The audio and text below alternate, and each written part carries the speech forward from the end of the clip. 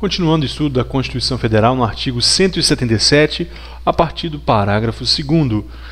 A lei que se refere ao parágrafo 1º disporá sobre, no parágrafo 1º, nós estávamos falando o que constitui monopólio da União. Nós vimos antes, nos incisos de 1 a 4, que constitui monopólio da União, a pesquisa e lavra, tudo que se refere ao petróleo, monopólio da União. O parágrafo 1º nós vimos que a União poderá contratar empresas estatais ou privadas para a realização dessas atividades previstas no inciso de 1 a 5. Então, portanto, a União poderá contratar suas estatais ou entidades privadas. E isso será feito por lei, e a lei que se refere, isso que nós vimos agora, essa terceirização, entre aspas, disporá sobre a garantia do fornecimento dos derivados de petróleo em todo o território nacional. Olha, o que é produzido aqui não pode ser exclusivo para exportação. Garantido o fornecimento desses derivados em todo o território nacional. Deve estar previsto. 2. As condições de contratação. Quais as condições de contratação dessas empresas? Portanto, é lei, ou seja, o Congresso Nacional tem que aprovar, e é lei federal. 3. A estrutura e atribuições do órgão regulador do monopólio da União. O órgão regulador é a ANP, é a Agência Nacional de Petróleo. Sobre aquela lei, vamos abrir só uma nota aqui, o seguinte, olha, a lei de que trata o parágrafo 1º, editada em 97, estabeleceu os princípios de regulação das atividades econômicas relativas ao monopólio de petróleo, instituiu a Agência Nacional do Petróleo, Gás e Biocombustível, a ANP, também mais conhecida como Agência Nacional de Petróleo. Portanto, essa lei instituiu a estrutura e atribuições desse órgão regulador, a ANP, Agência Nacional de Petróleo.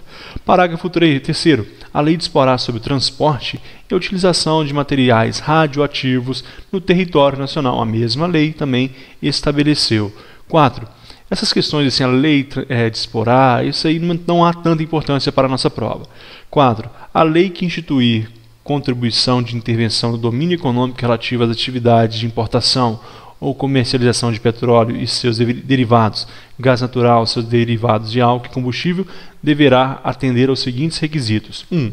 A alíquota da contribuição poderá ser, letra A, diferenciada por produto ou uso, B. Reduzida e estabelecida por ato do Poder Executivo, não lhe se aplicando disposto no artigo 153b.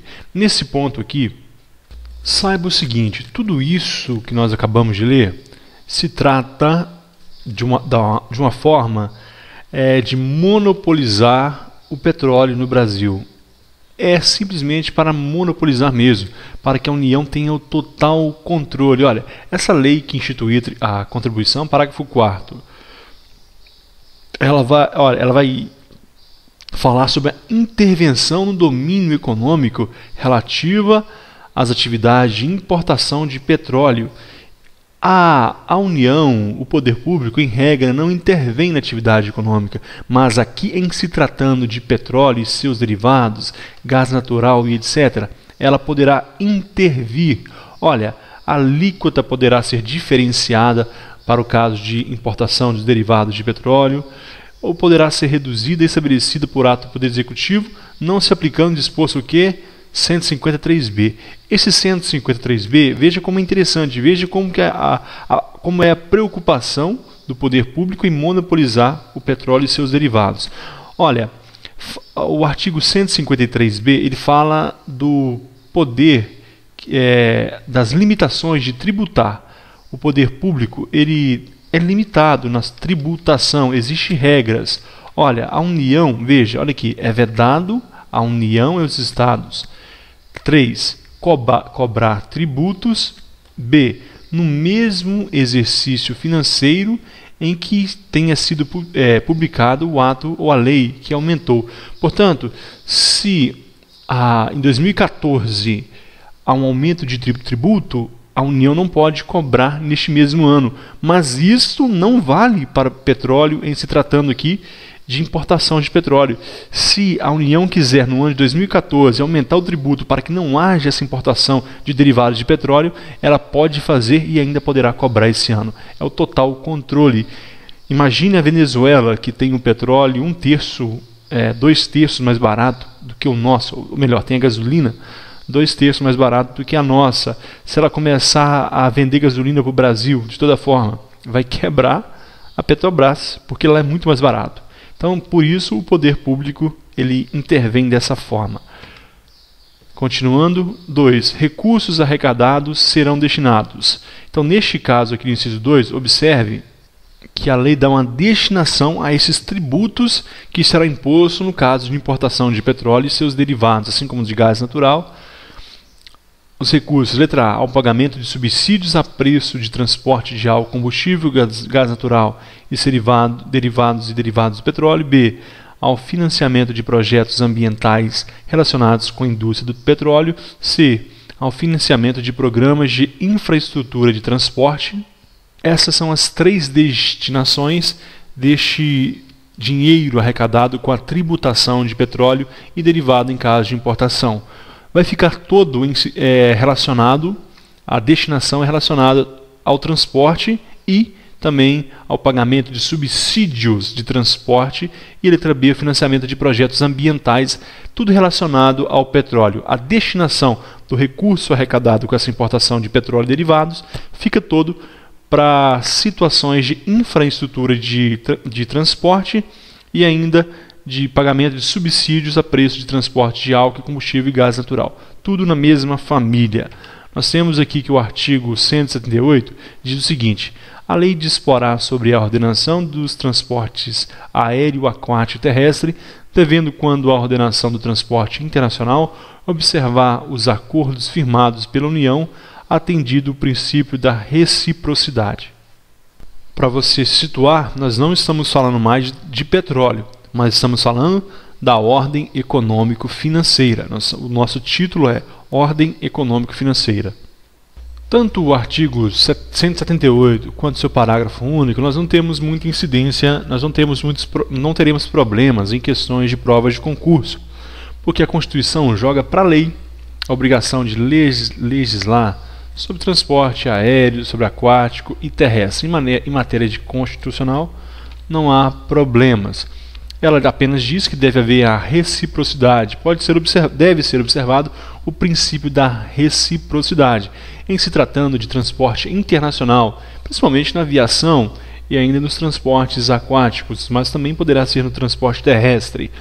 A reciprocidade em taxas, impostos, em tributos entre os países. Isso deve ser observado. E o parágrafo único, na ordenação do transporte aquático, a lei estabelecerá as condições em que o transporte de mercadorias na cabotagem e a navegação interior poderão ser feitos por embarcações estrangeiras. Poderá sim? Poderá. A lei vai disciplinar, não é matéria de Constituição. A Constituição transferiu para a lei. 179. A União, os Estados, o Distrito Federal e os municípios dispensarão às microempresas e às empresas de pequeno porte, assim definidas em lei, tratamento jurídico diferenciado, visando a incentivá-las pela simplificação de suas obrigações administrativas, tributárias e previdenciárias e creditícias, ou pela eliminação ou redução dessas por meio de lei. O artigo 179 nos quer dizer o quê? Tratamento diferenciado para as pequenas empresas. Se você for no site da Receita Federal, você vai achar lá o Simples Nacional, receitafederal.gov.br/Simples Nacional. É um regime tributário diferenciado, simplificado e favorecido, previsto na Lei Complementar 123, de 14/12/2006. E, nesse regime, essas pequenas empresas, assim definidas em lei, elas terão obrigações, entre aspas, mais light, taxas menores, taxas tributárias, previdenciárias e obrigações administrativas reduzidas em relação às grandes empresas. É uma facilitação para que essas empresas possam permanecer no mercado e concorrer entre elas e com grandes empresas. O artigo 180. A União, os Estados, o Distrito Federal e os municípios promoverão e incentivarão o turismo como fator de desenvolvimento social e econômico. Algum problema para a prova nesse artigo 180? Nenhum, é autoexplicativo. Todos os entes da Federação, União, Estado, Distrito Federal e municípios, os 4 entes, vão incentivar o turismo como desenvolvimento social e econômico. E, encerrando já o nosso vídeo, artigo 181.